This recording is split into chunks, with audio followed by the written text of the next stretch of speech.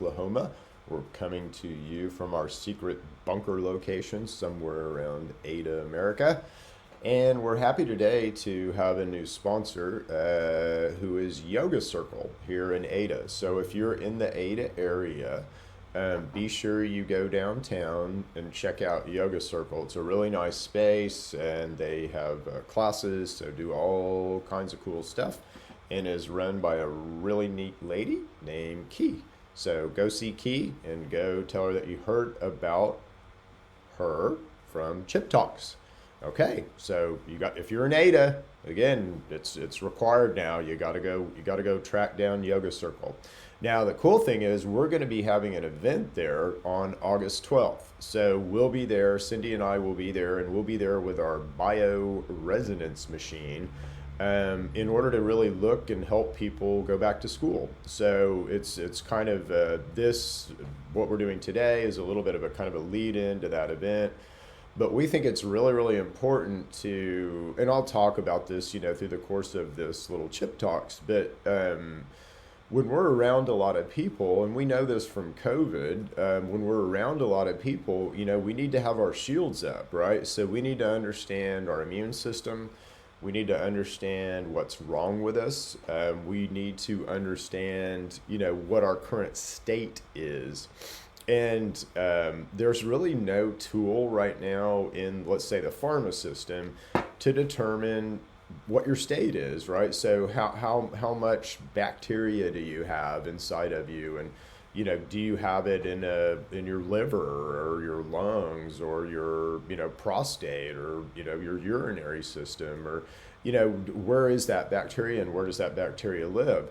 Well, right now in medical science, there's really, that's very difficult information to get. So you can get a poop test, and again, a poop test is just going to give you information about your microbiome. So it's going to give you information about the good and bad bacteria that you have in your gut, but it's not going to really give you information about pathogenic bacteria. So bacteria that might be, hiding in other places, or, it's not going to tell you about hookworm and pinworms minimally. And hookworm and pinworms are, I promise you, 90% of the people who are listening to this right now have hookworm and pinworms. We know we need to deworm our animals, and yet we, don't deworm ourselves ever, and we're subjected to the same stuff the animals are. We don't eat poop, but, we let our dogs who eat poop, usually lick all over us, and, where that stuff comes from isn't always from poop, it's everywhere. So you're exposed to that, and believe me, most people have hookworm and pinworms. The nice thing about that is you can get rid of them pretty easy, and there's great stuff in veterinary medicine and veterinary science. I'll just put it that way. And if you want to know that, we've got lots of information about how to use all that and do all that. So anyway, but that's not what we're talking about today. So we're talking about back to school. So I went down a little bit of a bunny trail there, but let's get to it. And so, I want you to really we all know this, from COVID. Again, if we get in a populated place, we're more at risk for moving these pathogens around. Now, I'm going to want to get you to stop thinking that way, because I really want you to start thinking more about your immune system. So we just sort of right now, we assume, oh, well, we all kind of have the same immune system, and if we get around people, we got to stay away because, the stuff will transfer. Well, that's kind of right and kind of wrong. You certainly, if you're going to be around a lot of people, you need to understand that you're way more at risk for catching pathogens than you are sitting at home. But you also need to understand that just sitting at home, you have staph all over you all the time. Strep is all around. E. coli is all around. A lot of these bugs are everywhere, hookworm and pinworms. So it's more about the strength of our immune system. So, I'm around, and a lot of you guys who watch this are, some of the people that have been through here and kind of been helped by what we do. So I'm around really sick people all the time, and I don't get sick. And that's because I know I have a strong immune system. I wouldn't, as we talk through this, I'll tell you what I wouldn't do, as we sort of move through this. But And I'll talk about sort of being in public too, because this is the biggest point. So what I really want you to take away from sort of this going back to school and is you're at risk. We are at risk when we're around a lot of people. So it's good to have information about kind of what's going on with you right now, because again, that's going to determine how and the way that you get sick, and begin to address that. But it's also very important to just understand the risk of being around a lot of people and a lot of people who don't understand their immune system. Okay, because there is some risk there. And that doesn't mean we need to wear masks and all that. It really means you just need to understand your immune system and understand how to work your immune system. So this is this is good tips. Proper how do you prevent the spread of infectious disease in a school setting? Well, proper hand washing, respiratory hygiene, cough etiquette. Cough into your sleeve, not all over someone. Appropriate personal protective equipment. Okay, I'm gonna, again, I'm not in that camp. Sorry. Cleaning and disinfecting, super important, and proper handling of needles and other sharps. Hey, if you have that in your public school, that's probably not such a good thing. So let's leave that one off. But this is kind of what the instructions are to public health in public health settings. Okay. So I'm going to come at this a little bit different way, because I'm going to really come at it more from your immune system and kind of what we can do to bolster our immune system. Now, yes, I'm going to talk about intermittent fasting and fasting and fed, because honestly, this is the most important information that I could ever give anyone. Okay. So, and again, are you going to intermittent fast your kids? I think you probably should, and not young children, but children that are, let's say, third grade and up. Certainly, high schoolers need to be looking at intermittent fasting, and high school it's a tough place, right? But this intermittent fasting is a way to control weight, and that's a kind of a, if I could give someone that's overweight a gift, that would be, here's a way that you could control your weight. And it literally is one of the most powerful things that I've ever learned, because I've been overweight, in my life, and I know what that's like, and I know kind of how that goes. But anyway, we're more talking about immune system this morning.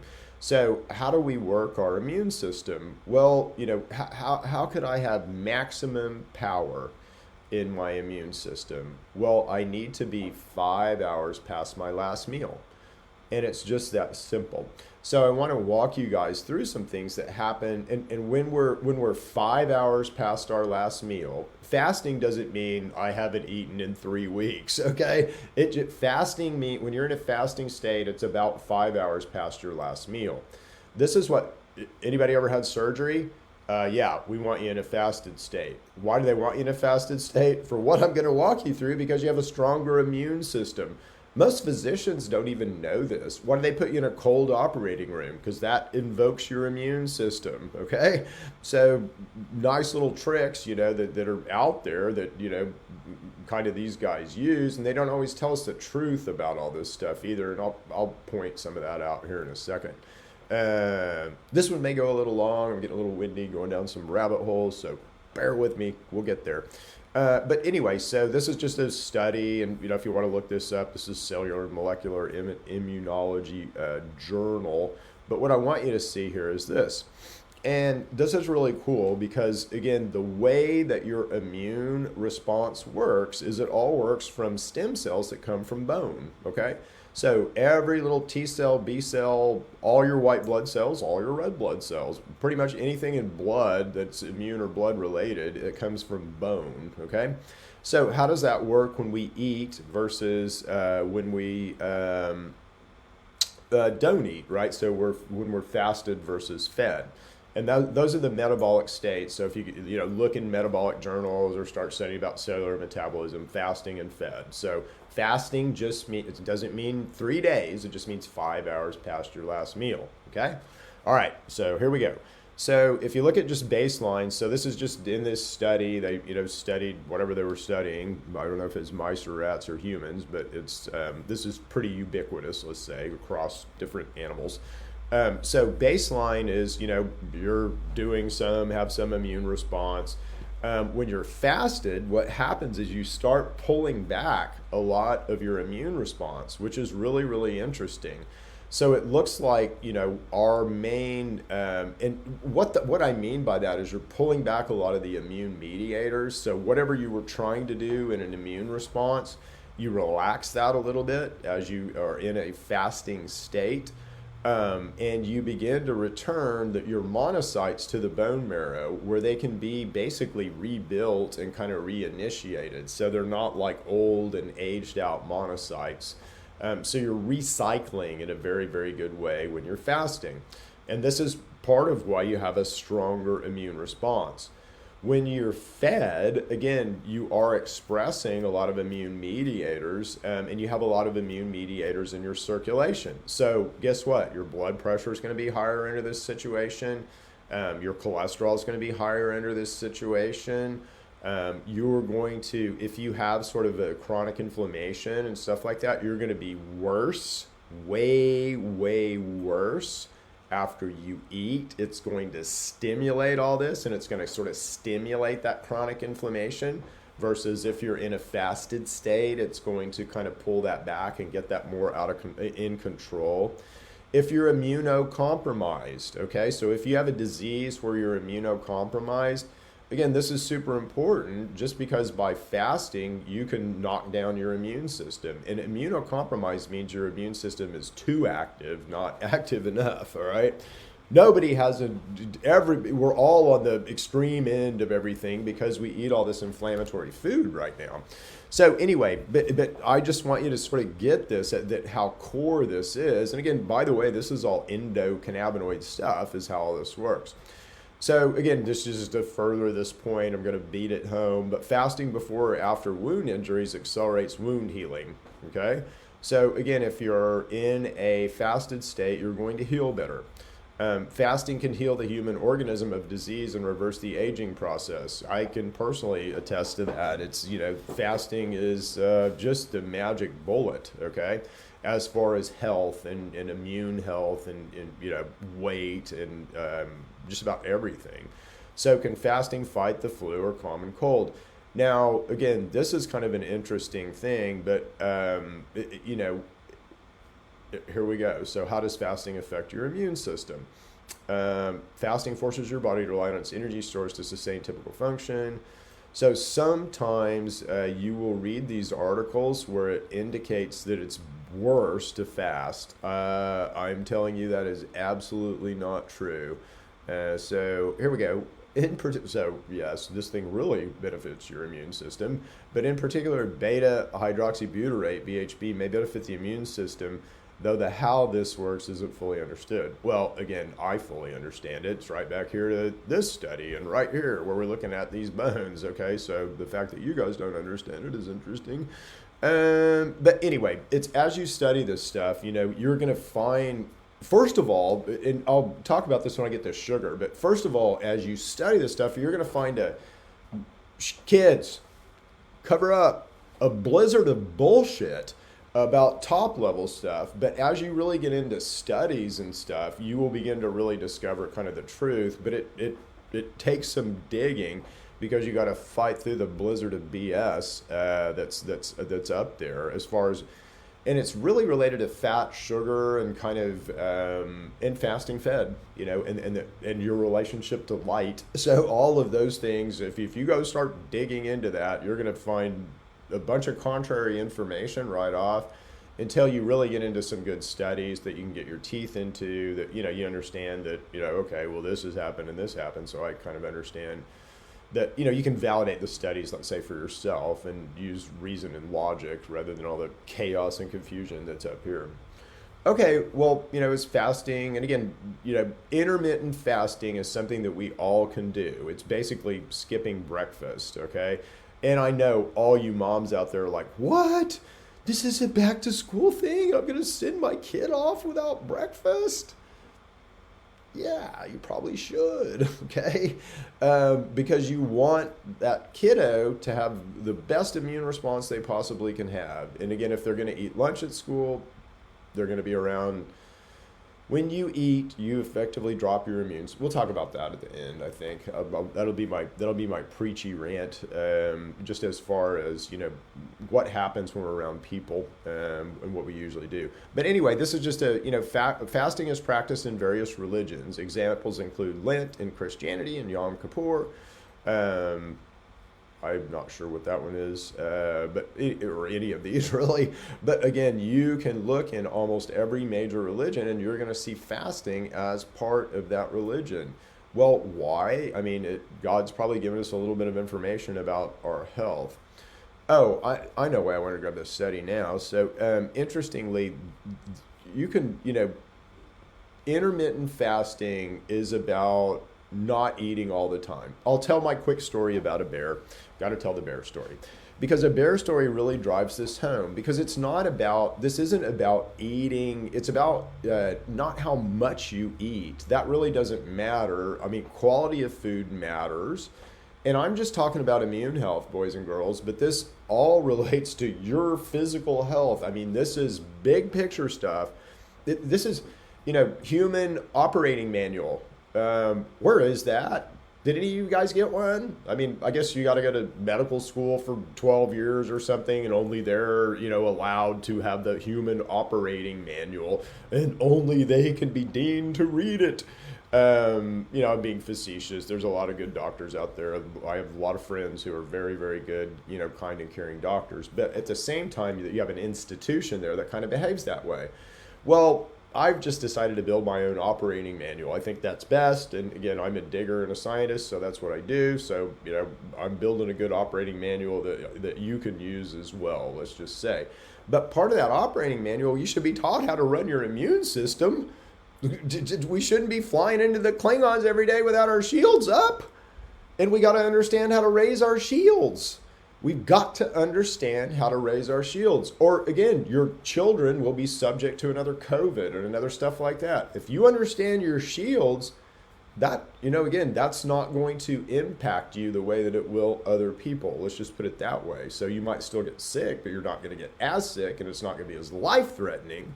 Okay? So again, operating manual. What does the operating manual say? You have an immune system. Super important.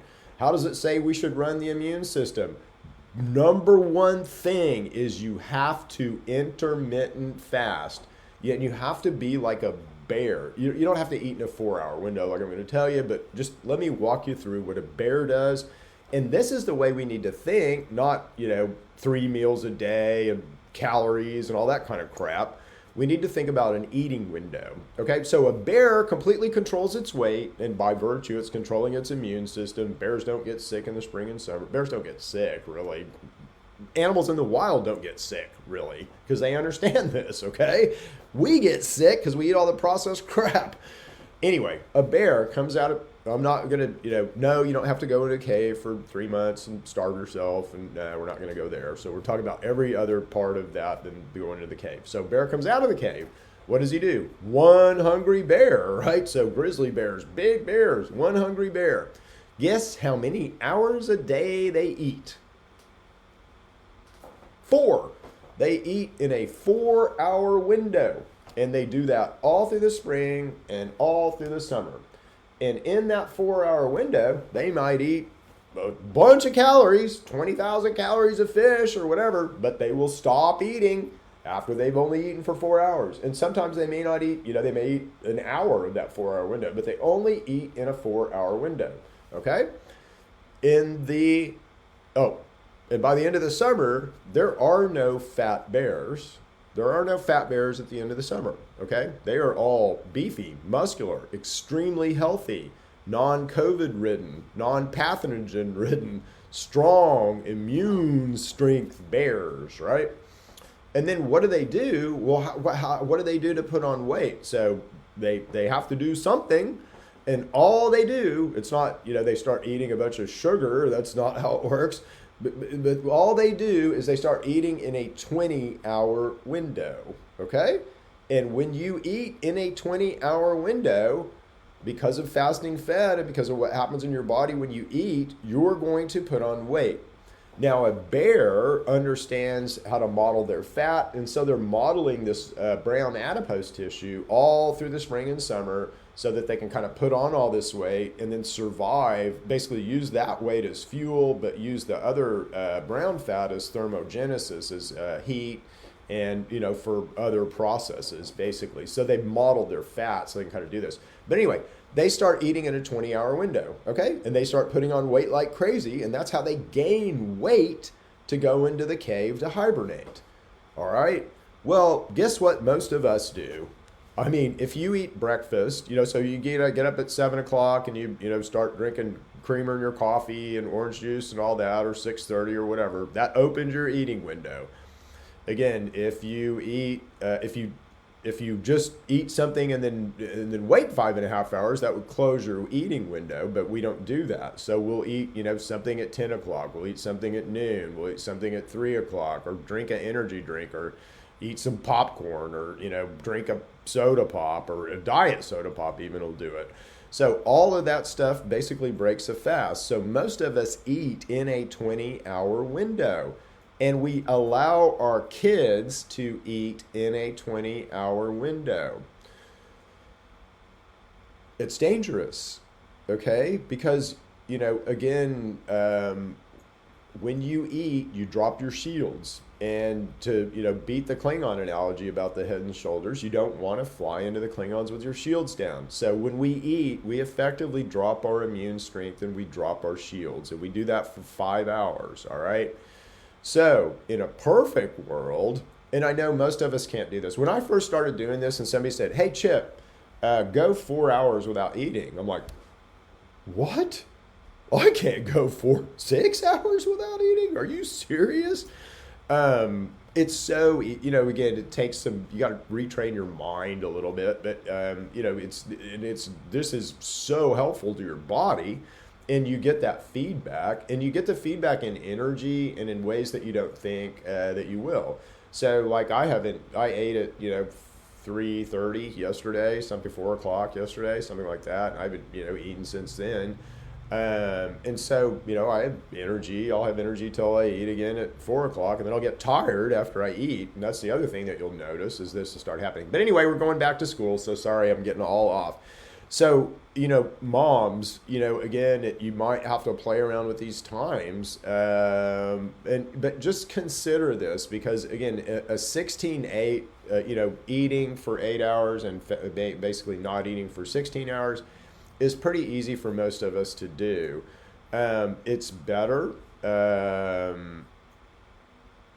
It's the shorter the window, the better. And again, technically, you don't need to eat 3 meals. Technically, if you eat 1 meal that's nutrient rich, that's fine. Now, I'm not suggesting that you do that for your very active kids and stuff because they need more fuel than we need.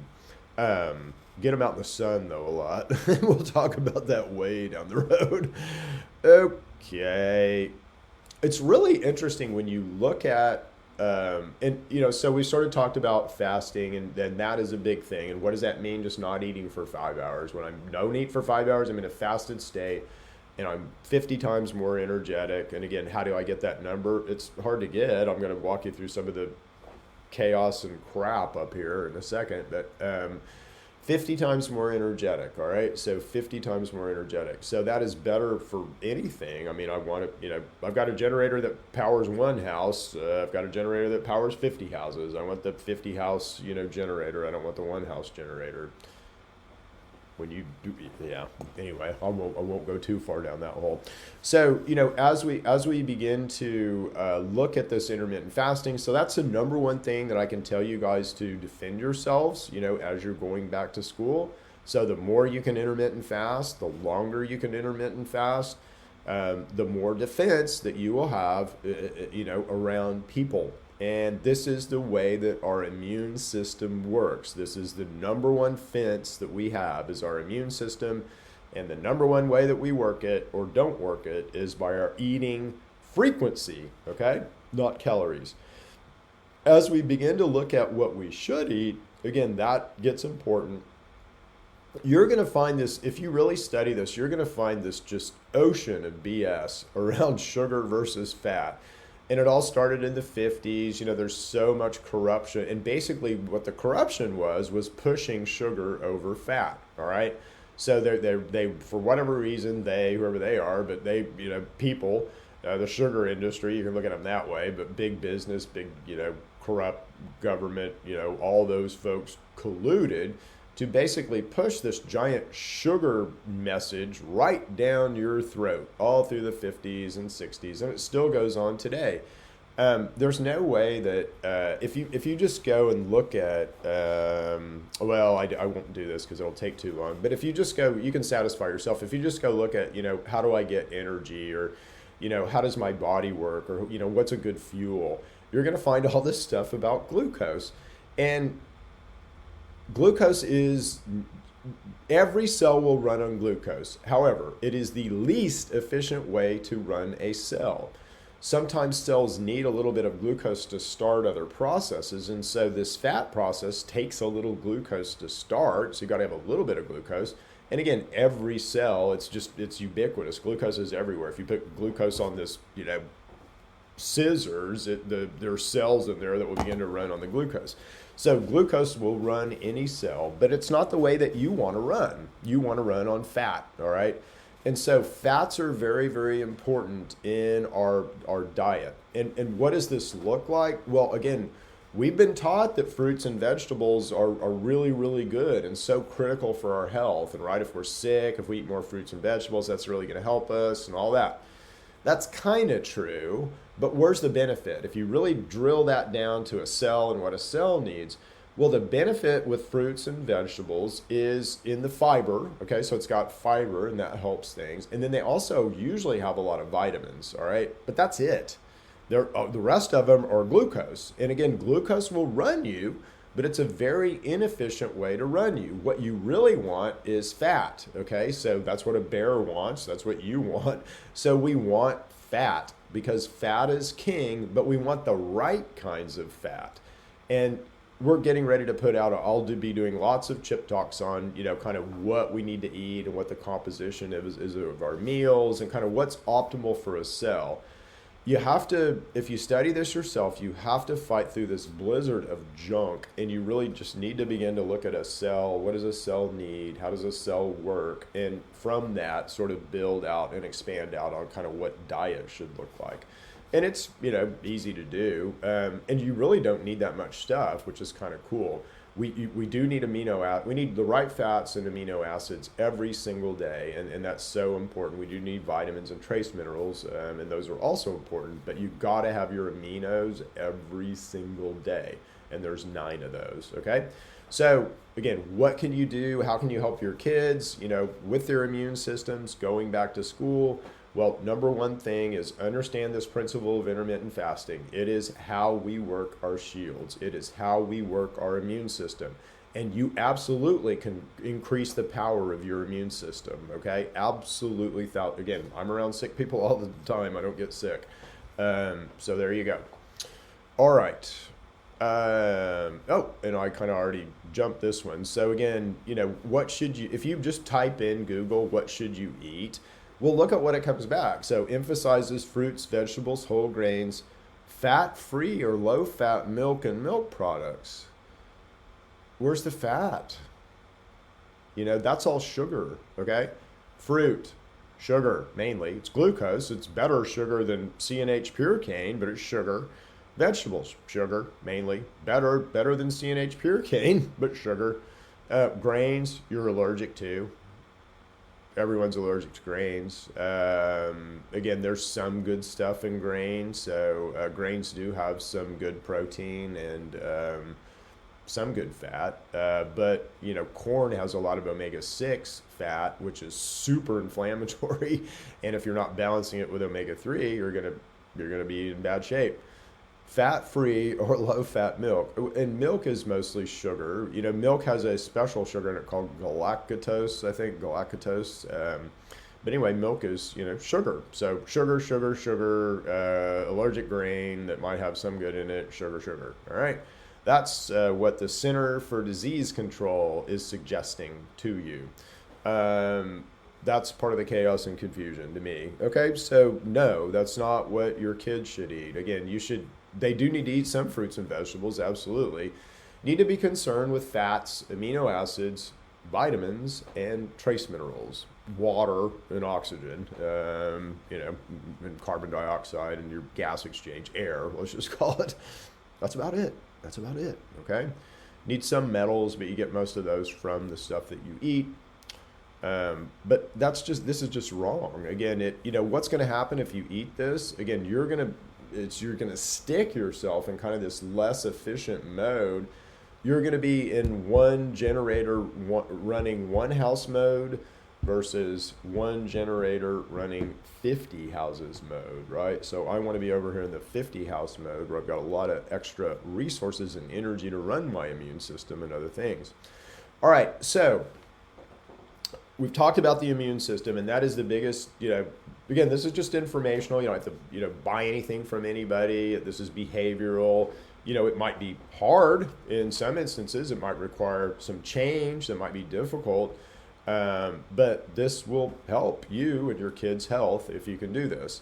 One of the things that we need to do, though, is, and you'll find that if you begin to do this, if you're already on this journey, is as you begin to intermittent fast and sort of improve your diet, you'll become more sensitive, which is kind of cool, but it's kind of not in a way. And you're going to probably go through this process where you fight through a lot of these pathogens that we all have, because we've all done this. We've all just walked around without shields. I didn't know any of this. The worst thing you can do is eat a meal and go be around people. Because when you eat a meal and go be around people, you've dropped your shields, and now you're just going to share pathogens. And think about our behavior. I mean, we do that all the time, don't we? So we all have our dents and dings here. The Klingons have got us. We've been hit. The Starship Enterprise has taken some damage in every single one of you guys, including me. So how can we look at that damage, and how can we look at that damage completely rather than, let's say, some of the tools that medical science has? Now, what I'm going to talk about here is not a medical device, and this thing cannot diagnose you. So if you want to get diagnosed, you need to go over there, not over here. But this thing can give indications of stuff that's going on. And the device that we have, the device that we use, and I'm talking about bioresonance. And so this is a thing, this is, Healthline is a pretty well-respected online medical presence, so you can check out Healthline. But so I'm just pulling from Healthline here. What does it talk about bioresonance? And again, bioresonance is another thing that you're going to find a lot of chaos and confusion about until you sort of really dive into it. And if you want to know all about it, I'd love to talk about it. And it's very interesting to me how it all works and where the history of it came from, which is really cool. But I'll spare you that for right now, because we are running long on this one. But this is what we're going to be doing at Yoga Circle, okay? So we'll be doing this at Yoga Circle on August 12th. So if you have a kid, if you're in Ada or the Ada area, it's not that, Ada's around Ardmore, it's not that far, Pauls Valley's not that far, Shawnee's not that far, Oklahoma City's not that far. So if you have a kiddo who's getting ready to go back to school and you have time, come down here to Ada and attend this clinic that we're going to be doing at Yoga Circle, which will be really good. Now, the other thing about all of this is, what else helps all of this? And there's some extreme things. So again, if I put you in a cold room, your immune system is going to go up. If I put you under pressure, a lot of pressure, like bariatric pressure beds, your immune system is going to go up. If you exercise, your immune system is going to go up. And yoga is one of I would say, the easiest ways to get started in exercise that is so super beneficial. I mean, I used to be and I don't do this anymore, but I used to run. I was a marathoner. I've run, I don't know, let's say 8 marathons. I've done, numerous triathlons. So, I was I wasn't competitive by any means, but I was in very good shape, let's say, and have been in my life. So I know what it feels like to have my body in really good shape, and I know what it feels like to have to work that hard to put my body in that shape. Well, yoga, again, will do that with very simple and easy to do moves that almost anyone can do, and it really is more of a balanced way to put your body in shape. So as we go on this health journey, I can almost guarantee you that yoga will be part of this health journey. And all this is going to marry up into kind of a new, just my 2 cents. I think all of this is going to marry up into kind of a new health system, you know? So I think we're all kind of seeing that there's really good stuff in the pharmaceutical system. I mean, if I get shot or run over, take me to the hospital. There's really, really good stuff there. Acute and traumatic care, they do great at, but, you know, on the day-to-day stuff, not so much. And why hasn't anyone told you about your immune system and how it works? I find that fascinating. And it, you know, you almost have to go to the nefarious place of they don't want you to know because they, you know, want you to be a product, right? And that's scary and all that. But boy, sure what it looks like. And, you know, the chaos and confusion around some of this stuff is, you know, equally kind of supports that. So anyway, going back to school, all right? So consider intermittent fasting. I know you're thinking, Chip, you're crazy. I get kids, they're young and active and they need to eat and all this stuff. Yeah, do your research. I'm just, you know, it's hard. It's hard to do these things, but it is beneficial and it is worth it. Past that, look at what you're feeding them. Again, if you're feeding them a bunch of fruits and vegetables because you're being the good mom like you know, have heard you should be, you might want to rethink that. You might want to relook at diet. Again, keep the kids, you know, I can't tell you what sugar's doing to our society and what sugar has done to our society. It's one of the biggest evils ever foisted upon us. So please, parents, you know, watch that. There's a certain amount of sugar that's okay, you know, for all of us, but it should be sugar in the form of, you know, fruits and vegetables and junk like that or stuff like that, not, you know, C&H pure cane. So anyway, love you guys. That's it for today. We will leave it there and we will see you next week with another exciting Chip Talks.